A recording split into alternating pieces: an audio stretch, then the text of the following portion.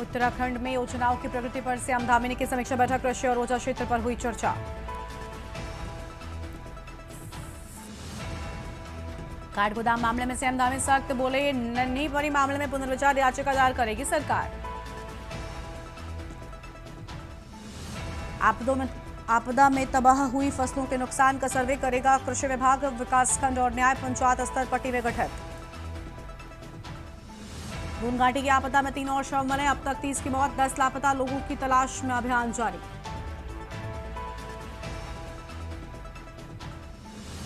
उत्तराखंड में प्रधानाचार्यों के 692 पदों पर निकली भर्ती, 12 अक्टूबर तक कर सकेंगे ऑनलाइन आवेदन। देहरादून के कई इलाकों में 4 दिन से पेयजल आपूर्ति ठप, बूंद बूंद को तरस रहे लोग। आप देख रहे हैं के न्यूज, खबरों का सारथी। नमस्कार, खबर उत्तराखंड में आप सभी का स्वागत है। मैं हूं आपके साथ गरिमा वाजपेयी। खबरों में आगे बढ़ते हैं। देहरादून से खबर, पूर्व सीएम हरीश रावत का स्टिंग मामले में नोटिस, सीबीआई ने 2016 में चर्चित स्टिंग ऑपरेशन मामले में नोटिस भेजा। हरीश रावत को सीबीआई मुख्यालय में पेश होने के निर्देश। स्टिंग में विधायकों के खरीद फरोख्त का वीडियो वायरल हुआ था, जिसके बाद उत्तराखंड की राजनीति में आया था भूचाल। पहले भी हरीश रावत को सीबीआई भेज चुके हैं नोटिस, एक बार फिर से हरीश रावत को सीबीआई मुख्यालय बुलाया गया है। पूर्व सीएम हरीश रावत का स्टिंग मामले में नोटिस, बड़ी जानकारी आपको हम बता दें, इसके पहले भी हरीश रावत को मिल चुका है नोटिस।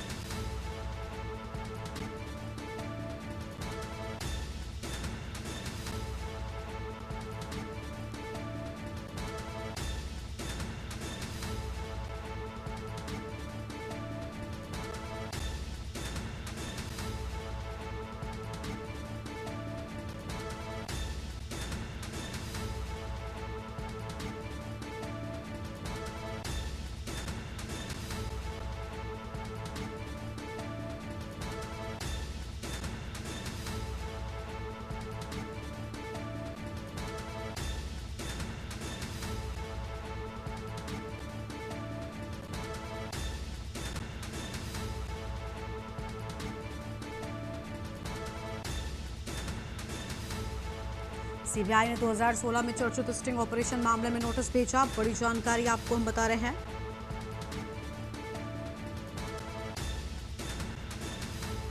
स्टिंग में विधायकों की खरीद फरोख्त का वीडियो हुआ था वायरल, बड़ी जानकारी आपको हम बता रहे हैं, जिसके बाद उत्तराखंड की राजनीति में आया था भूचाल। अहम खबर आपको हम बता दें, पहले भी हरीश रावत को सीबीआई भेज चुकी है नोटिस।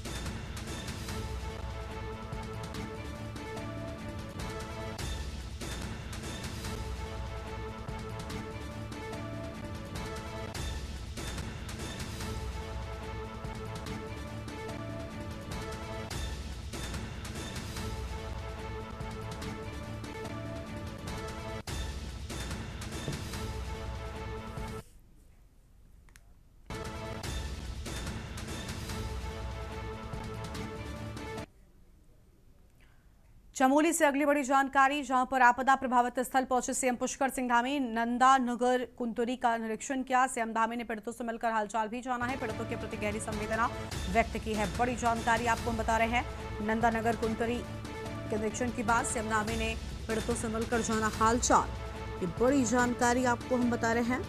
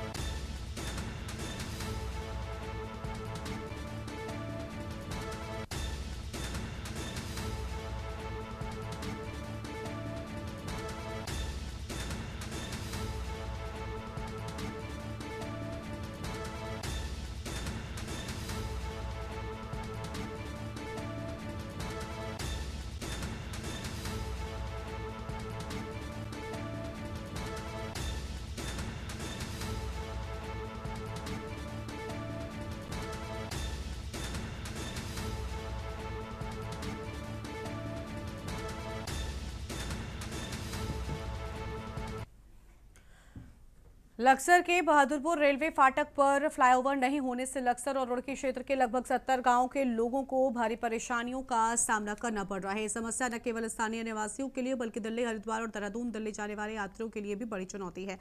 रेलवे फाटक बंद रहने से अक्सर ही जाम लगा रहता है। त्योहारों और कांवड़ यात्रा के दौरान सड़क छोटी और सिंगल लेन होने से समस्या ज्यादा होती है। शुगर मिल शुरू होते ही किसानों के गन्नों के ट्रैक्टर ट्रॉली से भी काफी परेशानियां लोगों को उठानी पड़ती है और दुर्घटनाएं भी होती रहती हैं। स्थानीय ग्रामीण लंबे समय से फ्लाईओवर बनाने की मांग कर रहे हैं। बताया जा रहा है कि शासन ने फ्लाईओवर निर्माण को स्वीकृति दी, लेकिन काम अभी तक शुरू नहीं हुआ है।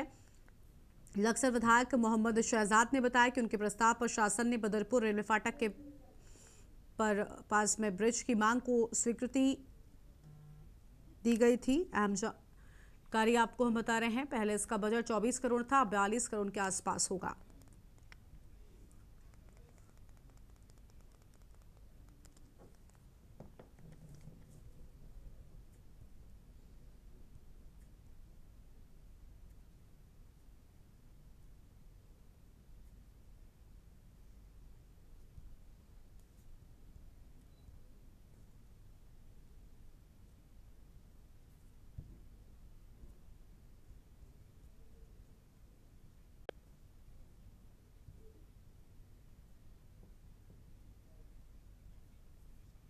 देखिए, किसी भी प्रकार का कोई सूर्य ग्रहण भारत में दृश्य नहीं है। बड़ा आश्चर्य होता है कि हमारे हिंदू धर्मावलंबियों को धर्म का रास्ता दिखाने वाले अनेकों कथावाचक, अनेकों ज्योतिषाचार्य पता नहीं इस सूर्य ग्रहण को लेकर क्यों भ्रामक और भ्रांति का काम कर रहे हैं, जबकि जो समय अवधि सूर्य ग्रहण की दी गई है वो भारत में रात्रि का काल है। जब रात्रि के समय में सूर्य के दर्शन नहीं होते हैं तो उस ग्रहण का प्रभाव किस प्रकार से प्राणी मात्र पर या कर्म इत्यादि में पड़ सकता है। देश में सूर्य ग्रहण को लेकर हड़कंप मचाने की कोशिशें तेज हैं। सोशल मीडिया से लेकर टीवी चैनल्स तक हर जगह डर और भ्रम की बात सामने आ रही है, लेकिन सच्चाई यह है कि भारत में सूर्य ग्रहण का कोई असर नहीं होने वाला है। यहाँ ना तो ग्रहण दिखाई देगा, ना ही किसी प्रकार का प्रभाव पड़ेगा। ऐसे में सवाल उठता है कि जब खगोलीय घटना साफ बता रही है कि ग्रहण भारत में दृश्य ही नहीं है, तो फिर इस पर चर्चा का क्या औचित्य है।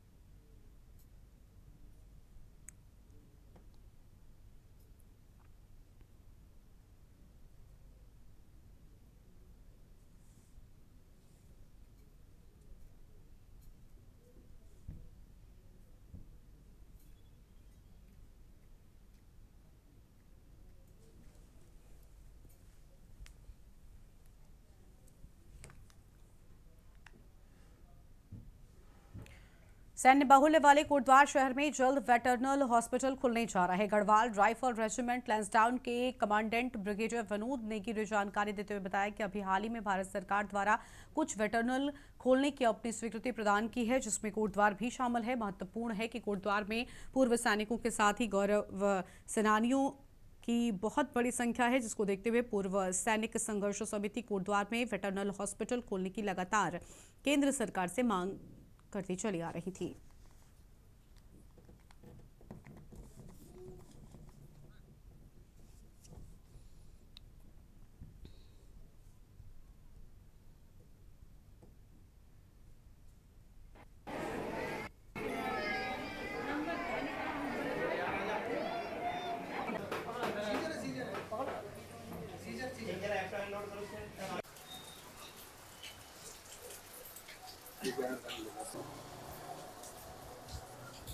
रिकॉर्ड हो रहा है।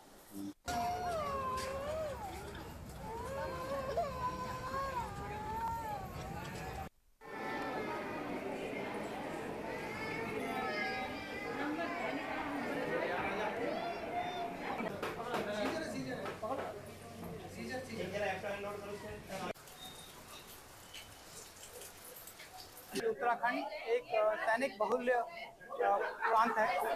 इसमें सैनिकों और तथा गौरव सेनानियों की संख्या काफ़ी ज़्यादा है और गौरव सेनानियों की और अच्छे से सेवा करने के लिए उनकी खासकर जो मेडिकल की आवश्यकता है उनको पूरा करने के लिए भारत सरकार ने कोटद्वार में वेटरन हॉस्पिटल स्थापित करने की घोषणा की है और इसके ऊपर कार्रवाई जारी है। उत्तराखंड भारी आपदा के दौर से गुजर रहा है। कई जिलों में आपदा देखी जा रही है, तो वहीं आपदा के इस दौर में कांग्रेस सरकार को आपदा के प्रबंधन के तौर पर देख रही है। कांग्रेस का कहना है कि आपदा की जिस प्रकार से तैयारी करने की जरूरत थी, सरकार के द्वारा उतनी तैयारी नहीं की गई, जिसके चलते जान माल का भारी नुकसान देखने को मिल रहा है। वहीं भाजपा का कहना है कि इस आपदा के समय में कांग्रेस केवल अवसर तलाश रही है। जहां तक बात रही सरकार की, तो मुख्यमंत्री स्वयं आपदा प्रभावित जगह पर पहुंचकर राहत बचाव के कार्यों को देख रहे हैं।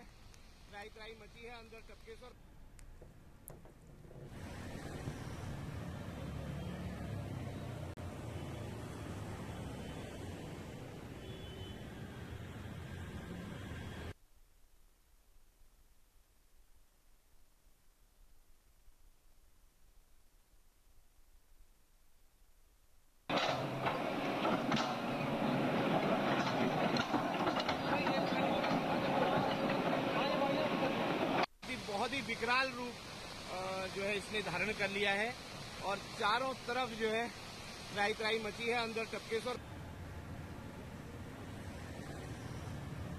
आपदा में जिस तरीके से जनधन की हानि हुई है, राजधानी देहरादून में ही आप देख लीजिए, सहसधारा को आप ले लीजिए, माल देवता को ले लीजिए, प्रेम नगर से आगे पुल बह गया है, परवल में ट्रेली पलटने से 12 लोगों की जो है दुर्घटना से कई लोगों की जानें भी चली गई हैं। पूरे पर्वतीय क्षेत्र में आप देख लीजिए, जगह जगह लैंडस्लाइड हो रही है, लोगों की जानें जा रही हैं। कल ही नंदा नगर में जिस तरीके से आपदा ने तबाही मचाई है, किसी से छुपावा नहीं है और कांग्रेस लगातार सरकार को चेताने और जगाने का काम कर रही थी कि आपदा प्रबंधन का ढांचा मजबूत किया जाना चाहिए, आपदा प्रबंधन का बजट बढ़ाया जाना चाहिए, आपदा प्रबंधन में पहले से ही जो है संसाधनों की व्यवस्था होनी चाहिए। लेकिन सरकार ने कांग्रेस की बात को अनसुना किया, जिसका खामियाजा अब प्रदेश की जनता को भुगतना पड़ रहा है। वातावरण देने का काम करते हैं कि ताकि आप अपनी सेवाएं देते रहें और इसलिए हमारी सरकार काम कर रही है। देहरादून में भी बहुत बड़ी दुखद घटनाएं हुई है। यहाँ पे कुछ लोग बिल्कुल जो नहीं रहे आज हमारे बीच में और उनके लिए भी जिस तरह से मुख्यमंत्री जी वहाँ पहुँचते हैं और उस स्थल को देखते हैं और आज भी आगे बढ़ने का काम और आगे उनको एक ढांढस बधाने का काम हमारी सरकार कर रही है। उत्तराखंड में भारी बारिश का दौर लगातार जारी है। मौसम विभाग ने अगले कई दिनों तक प्रदेश में इसी तरह के मौसम रहने की चेतावनी जारी की है। बताते चले कि 24 घंटे के दौरान प्रदेश के तमाम क्षेत्रों में मध्यम बारिश होने की संभावना है। मौसम निदेशक चंद्र सिंह तोमर ने प्रदेश में अगले कुछ दिनों के लिए मौसम की चेतावनी जारी करते हुए कहा कि आगे भी इसी तरह के मौसम बने रहने की संभावना है। उन्होंने कहा कि मौसम विभाग की ओर से चेतावनी जारी होने और आपदा प्रबंधन विभाग के साथ साथ शासन प्रशासन की ओर से लोगों को जागरूक करने के बावजूद भी तमाम लोग नदियों के किनारे पहुंच जा रहे हैं और परेशानी मोल ले रहे हैं। उन्होंने कहा कि जब प्रशासन की ओर से लोगों से अपील की जा रही है कि वो बारिश के वक्त पहाड़ी क्षेत्रों में यातायात ना करें, मैदानी क्षेत्रों में बरसाती नदियों के किनारे ना जाएं, लेकिन लोगों को शासन की चेतावनी को गंभीरता से लेना चाहिए।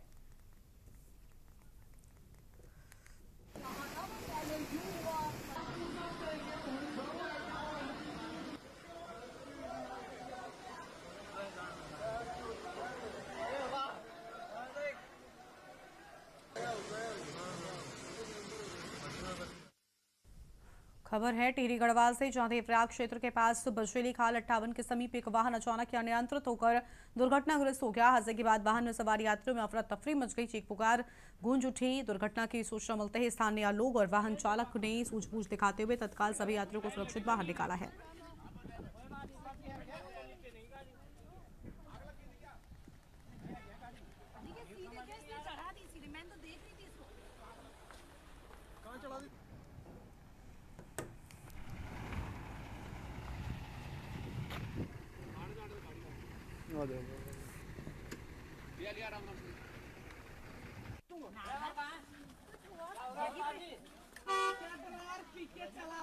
ये फोन ले लो, लगेज ले लो आपका।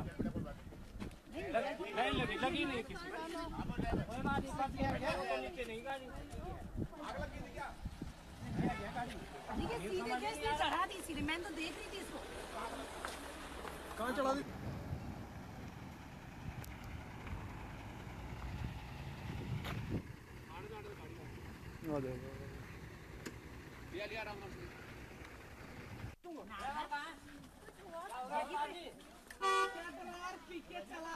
ये फोन ले लो, लगेज ले लो आपका। नहीं लगी नहीं किसी नीचे नहीं गाड़ी। देखिए सीधे क्या इसने चढ़ा दी सीधे, मैं तो देख रही थी इसको। कहाँ चढ़ा दी?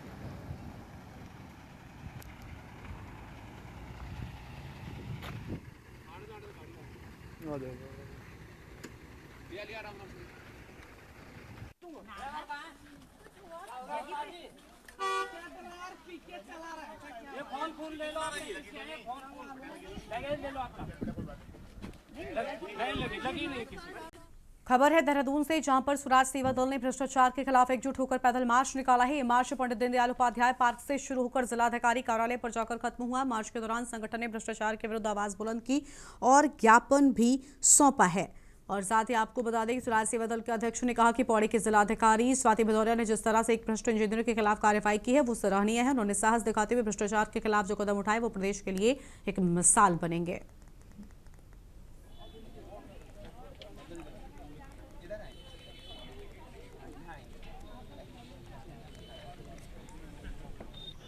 नहीं करेगी जनता उनको माफ, और मीडिया को वो दे। पौड़ी डीएम स्वाति भदौरिया जी ने एक विशासी अभियंता को एक सड़क के मामले में नोटिस दिया कि आपने कार्य अपने दिन के अंदर करना है, 3 दिन का टाइम। उनके द्वारा कार्य नहीं किया गया तो उन्होंने उसकी संतुष्टि करी, कार्यवहेलना की। उन इंजीनियरों ने एक यूनियन बना ली और डीएम पौड़ी को आरोपित करने लगे। सेवा नियमावली के तहत वो सरकारी अधिकारी हैं और उनको इस तरह कार्य नहीं कर सकते। और एक अच्छा कार्य करने वाली टीम के विरुद्ध इस तरह का कार्य अधिशासी अभियंता और उनकी टीम कर रही है। अभियंताओं का द्वारा करा गया इस कृत्य के विरुद्ध सरकार कुछ नहीं कर रही है। सरकार मौन है, विपक्ष मौन है। इसलिए ईमानदार डीएम को सराहना करने के लिए, उसका साथ देने के लिए स्वराज सेवा दल आज यहाँ आया। देखिए, पौड़ी डीएम ने जो कार्रवाई करी अधिशासी अभियंताओं पर, उनके खिलाफ एफआईआर करी और उनसे कहा कि तुरंत काम करो। सारे अधिशासी अभियंता, सारे जो भ्रष्टाचारी थे, एक होकर के पौड़ी डीएम को नीचा दिखाने लगे। आप बता दीजिए पौड़ी डीएम ने क्या गलत कहा? भाई पहले उन्होंने कहा कि भाई इसको बनाओ, और एक समय तक भी उसको नहीं बनाया। उस दिन उसको पौड़ी डीएम को बताते मैडम बन सकता है, नहीं बन सकता, क्यों नहीं बन सकता। और इंजीनियरों का काम क्या है? इंजीनियर किस लिए होते हैं? इंजीनियर इसीलिए होते हैं कि किसी भी गलत काम को सुधारने के लिए। कोटद्वार में एक पूर्व सूबेदार मेजर ने नगर निगम अधिकारियों, मेयर और स्थानीय विधायक ऋतु खंडूरी पर गंभीर आरोप लगाए हैं। उनका कहना है नगर निगम के द्वारा उनकी मेहनत की कमाई से लगाई गई कुर्सियों को बिना किसी पूर्व सूचना या कानूनी आदेश के जबरन हटा दिया गया। पूर्व आर्मी पर्सन ने बताया कि उन्होंने सार्वजनिक सुविधा और सामाजिक सेवा के उद्देश्य से ये कुर्सियां बिजली के खंभों के पीछे लगाई थी, जो किसी भी प्रकार के अतिक्रमण की श्रेणी में नहीं आती हैं। इसके बावजूद नगर निगम ने बिना सूचना के उन्हें उखाड़ कर ले गए। उन्होंने इसे न सिर्फ अन्यायपूर्ण कार्रवाई बताया, बल्कि जनप्रतिनिधियों की भूमिका पर भी सवाल खड़े कर दिए हैं।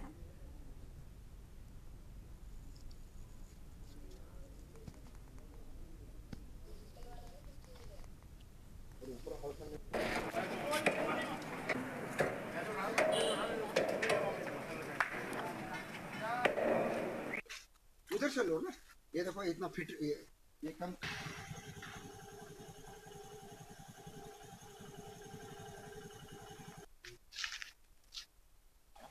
और मेरा मकान तोड़ा हुआ वो नहीं है, वो देखो वो। मैं ये बताना चाह रहा हूँ सर, मैं मेरे को हो गए 27 साल रिटायरमेंट में। जब से रिटायरमेंट में मैं सामाजिक सेवा में रहा हूँ और सामाजिक सेवा करता रहा हूँ। उसी को देखते हुए अग्निवीर भर्ती मेरे यहाँ 150-200 आदमी रुकते थे। उनका निःशुल्क खाना, रहना पीना रहता था 12 दिन तक। उसको देखने के लिए मुख्यमंत्री तीरथ सिंह जी, सतपाल महाराज जो बड़े बड़े नेता कौन फौजी एक काम करे। और उसके बाद भी कई प्रोग्राम हुए। और अभी ये शैलेंद्र जी 8 अप्रैल को इधर आए थे। उनको मैंने रिक्वेस्ट किया था कि मेरे को 5-6 बेंच लगा दो, जनता इधर बाहर आती है तो ऐसी बैठी रहती है और खड़े रहते हैं, और लाइट लगा दो। उन्होंने बोला हाँ हाँ करो। बोला क्या छोटी सी बात है, लेकिन कोई एक्शन नहीं लिया। वो चले गए इंदौर में, चक्कर काटते रह गया। इनको 6 महीना घुमाया। तो मैं इनको जो नगर निगम के अधिकारी लोग, इनको सूचना अधिकार में खींच रखा था मैं आरटीआई एक्टिविटीज में।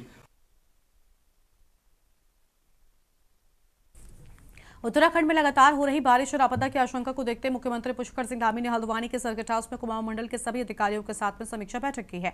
बैठक में आपदा प्रबंधन की तैयारियों से लेकर राहत एवं बचाव कार्यों की रूपरेखा पर विस्तार से चर्चा की गई। हल्द्वानी में आयोजित इस महत्वपूर्ण बैठक में मुख्यमंत्री धामी ने जिलाधिकारियों, पुलिस प्रशासन और आपदा प्रबंधन विभाग के अधिकारियों से आपदा की स्थिति में त्वरित और प्रभावी कार्रवाई सुनिश्चित करने के निर्देश भी दिए हैं।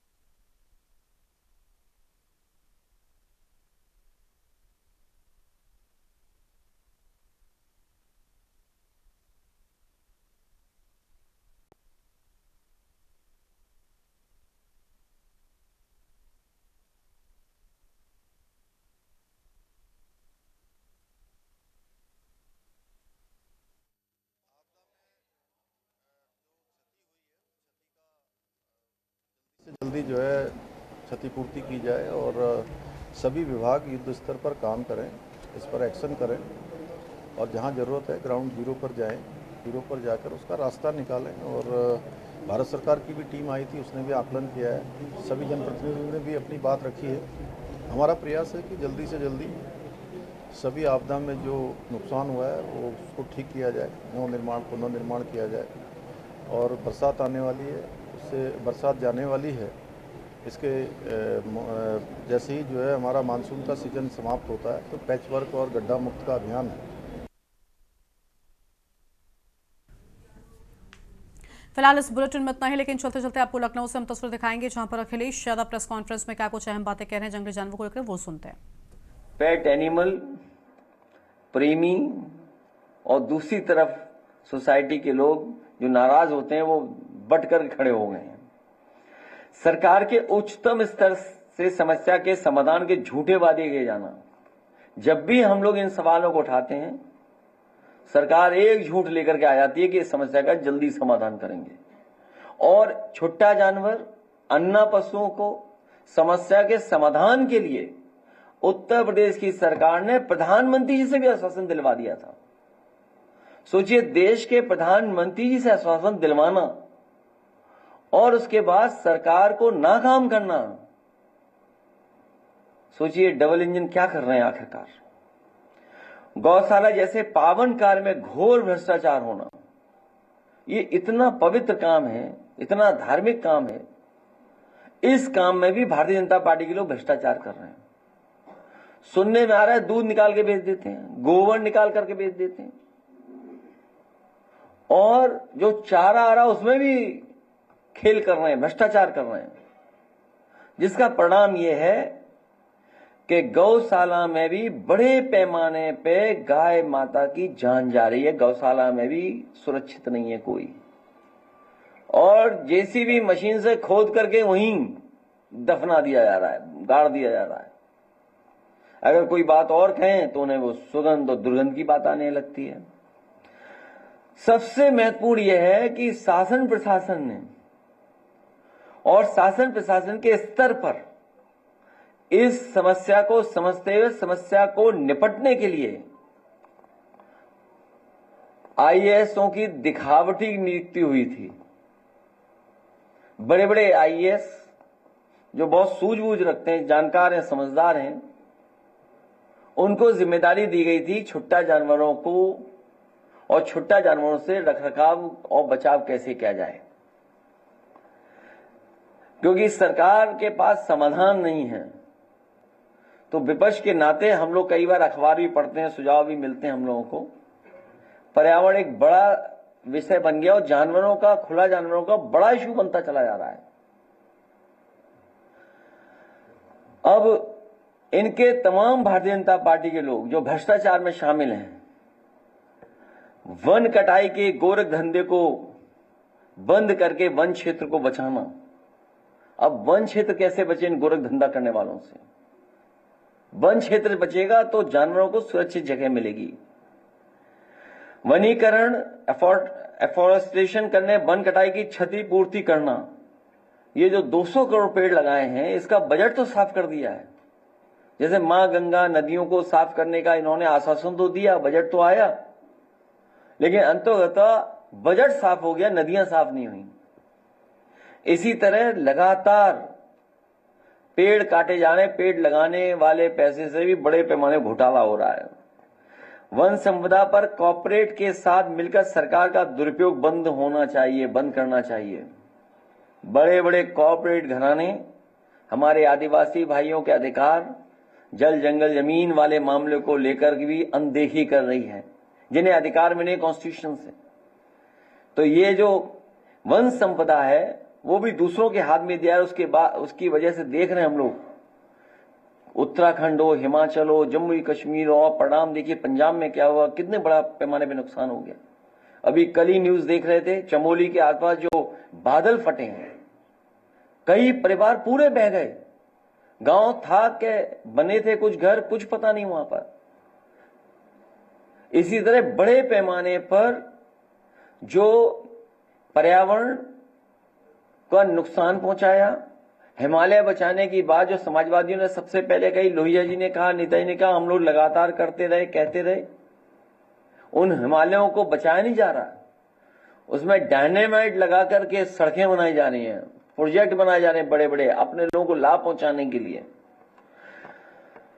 जंगलों में प्राकृतिक पानी को बनाए रखने के लिए उपाय करना कि आखिरकार कैसे बचेगा ये। आदिवासियों से सबके साथ रहने का अच्छा सबक सीखना चाहिए। कम से कम उनके बीच रह करके किस तरीके से वो रहता है, उनका जीवन यापन क्या है, उससे जुड़ करके रहने का रास्ता और हम लोग को सीखना चाहिए। वन रक्षकों को विशेष प्रशिक्षण देना चाहिए। जंगल की जमीन को सत्ता समर्थित भूमाफियाओं से बचाना, न केवल जंगल को बचाना है बल्कि तालाबों को भी बचाना है। जब से भारतीय जनता पार्टी आई है, लखनऊ के सब तालाब पे बिल्डिंगें बन गई हैं। बड़े बड़े तालाब यहां थे जिनका संरक्षण करना चाहिए था, लेकिन भारतीय जनता पार्टी की सरकार आते ही उन तालाबों पर भी कब्जा कर करके भूमाफियाओं के हाथ में दे दिए गए हैं। जन चेतना को बढ़ावा देना, जानवरों के साथ सह अस्तित्व के लिए जागरूकता अभियान चलाना, सरकार द्वारा मुआवजा देकर अपनी जिम्मेदारी से पल्ला झाड़ने की गलत नीति को छोड़ना। सरकार ये समझती है कि मुआवजा दे दिया, मदद कर दी, बस ये हमारी समस्या का समाधान हो गया। जिस तरीके से इनकाउंटर से ये बता देना कि लॉ एंड ऑर्डर बेहतर है, अहिंसक आधुनिक तकनीकी का इस्तेमाल करके निगरानी करना व पूर्व सूचना देना, पशु रक्षा के नाम पर घोटालों और करोड़ों के फंड की लगातार निष्पक्ष जांच करना। जिस तरह से बजट भी है, लेकिन बजट सही इस्तेमाल न करके सरकार उसमें बड़े पैमाने पे अपने लोगों से घोटाला करवा रहे हैं। दिखावटी निर्णय न ले सरकार, दिखावटी निर्णय न लेकर के बल्कि प्रैक्टिकल अप्रोच अपनाना और प्रैक्टिकल अप्रोच बना करके रखना, ये तमाम सुझाव हम लोगों ने दिए हैं। हमें उम्मीद है सरकार जितने घायल और मृत उनकी मदद करेगी और वन संरक्षण से लेकर के हमारी तमाम नदियों और पहाड़ों को बचाने के लिए काम करेगी, कदम उठाएगी।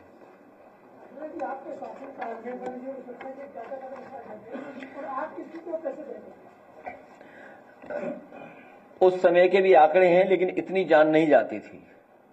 वन विभाग काम कर रहा था, इस समय सरकार का वन विभाग लूट रहा है, उनके अधिकारी मिलकर के लूट रहे हैं। गोरख धंधा चल रहा है, पेड़ काटने से लेकर के सभी बजट का गोरख धंधा चल रहा है, और जो अच्छे काम भी हो रहे थे वो बंद कर दिए जा रहे हैं।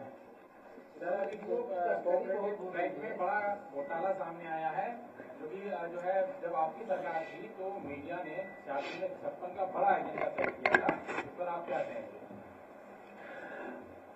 9 साल में अगर आप देखोगे नियुक्तियों में बड़े पैमाने पर घोटाले हुए हैं और समय समय पर घोटाले सामने आए हैं। सरकार खुद शामिल है घोटालों में। वाइस चांसलर का अपॉइंटमेंट हो, वाइस चांसलर के माध्यम से अपॉइंटमेंट हो, एक लंबी सूची है जहां बड़े पैमाने पर भेदभाव पीडीए परिवार के सामने हो रहा है, पीडीए लोगों के सामने हो रहा है। मुख्यमंत्री जी का तो एक बयान आ रहा है कि आजादी से लेकर 2017 तक पुलिस भर्ती में जो महिलाएं 10,000 भर्ती हुई, लेकिन हमारी सरकार जब से आई है 44,000 महिलाओं को भर्ती करा दी और 66,000 महिलाएं के लिए और भर्ती होने के लिए। तुम इधर उधर की बातें क्यों कर रहे हो? आज मुद्दा वो है।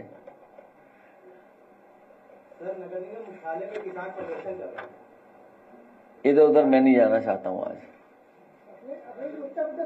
और ये जो हमारा साथी जो आंकड़े बता रहा है, आंकड़े ये भी बताए सरकार, सबसे ज्यादा असुरक्षित महिलाएं कहां हैं, सबसे ज्यादा असुरक्षित बेटियां कहां हैं, सबसे ज्यादा बेटियों के साथ घटनाएं कहां हो रही हैं, कस्टोडियल डेथ कहां हो रही है। और सोचिए, मुख्य नगर में ही पुलिस प्रशासन पे कार्रवाई करनी पड़ रही है बगल के जिलों में। सुनने में आया सरकार को पता लग गया कि तस्करी जानवरों की इसी रास्ते होती थी। आईपीएस पे कार्रवाई कर रहे हैं। ये वो आईपीएस हैं तो इनकी जांच भी तो होनी चाहिए कि आखिरकार तस्करी से क्या लाभ मिल रहा था उन्हें। बड़े पैमाने पर जाति और धर्म देख करके उस आईपीएस ने झूठे मुकदमे लगाए। हटाना सजा नहीं है।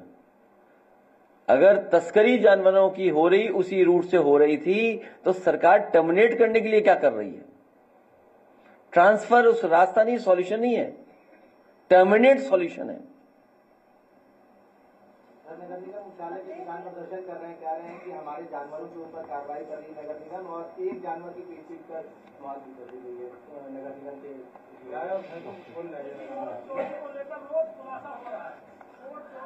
सरकार के पास 9 साल में कोई इंतजाम नहीं किया, कोई पॉलिसी नहीं बना पाई। केवल गरीबों को परेशान करने के लिए इनके पास कई प्रोग्राम और कार्यक्रम हैं। आखिरकार नगर निगम में ही,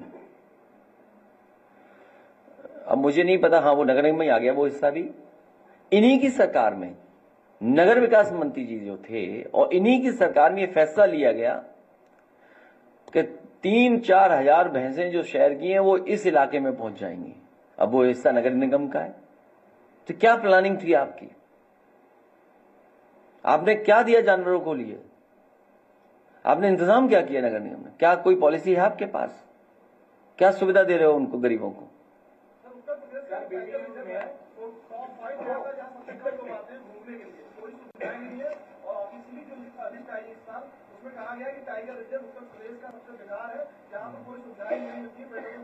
तो इसीलिए कहने के लिए बैठे हैं कि सब बेकार कर दिया सरकार ने। सरकार हटे तो सब सुरक्षित हो, सरकार हटे तो पर्यावरण से संबंधित हमारा टूरिज्म भी बढ़े।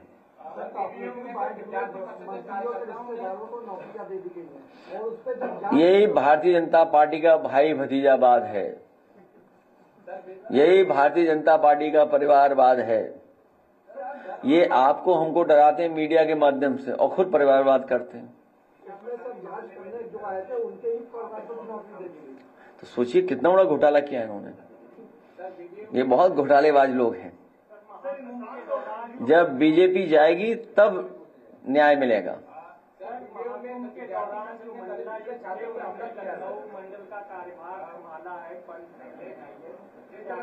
जो पहले बता दिए थे जिस तरह से दिशा पार्टी मामले में आज मुख्यमंत्री ने बयान दिया और उसने कहा है कि जो अपराधी है वो कह रहे थे कि मैं दुस्साहस नहीं करूंगा, गलती से जुड़ दिया गया, सॉरी बोल रहा है। क्या बोलूं, सच तो आप भी जानते हो, सच सब जानते हो। नहीं, सच सब जानते हो। सुनने में आया है, आंकड़ा ठीक करना, आप बता रहे हैं 20,000 एनकाउंटर हुए हैं सकता है 10,000 हुए हों। कितना है सही बताइए, आंकड़ा क्या कहता है? अगर इनकाउंटर से लॉ एंड ऑर्डर ठीक होता तो रास्ता भूल के अपराधी कैसे आ जाते बताइए आप।